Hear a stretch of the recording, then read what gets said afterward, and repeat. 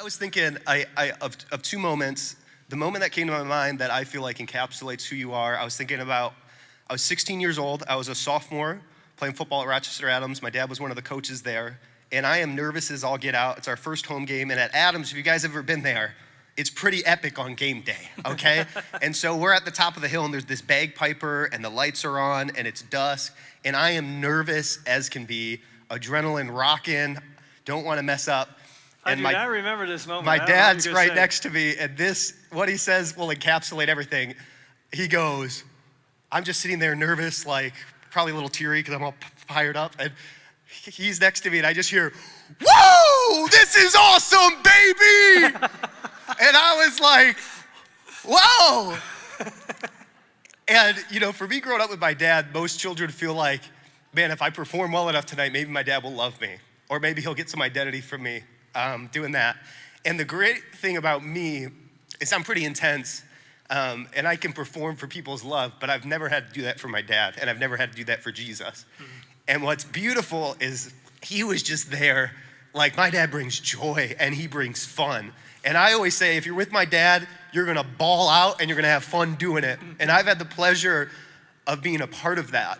And living in that joy and just feeling like, man, I believe that's a vision of the Father in heaven. When you're like, you get out of the boat, he's not like, you better do it good enough. He's like, whoa, let's go, baby. You know what I mean? And I just felt that.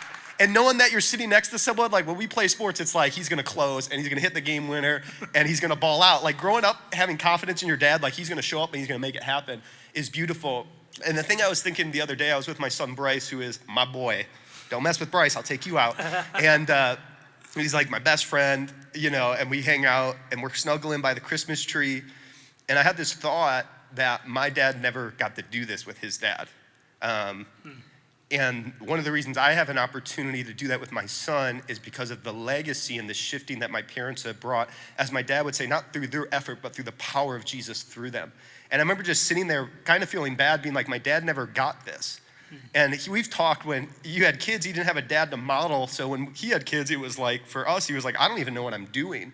And I know for me, when I had my son, Bryce, I was like, I really feel like I'm gonna be a great dad, not because I'm strong, but because I've had it modeled to me my whole life.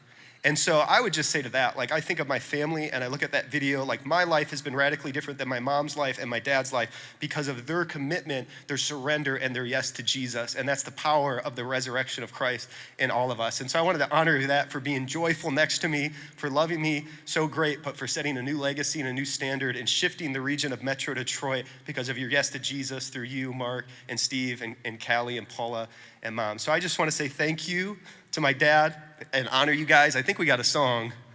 Thanks. So, yeah. Thanks.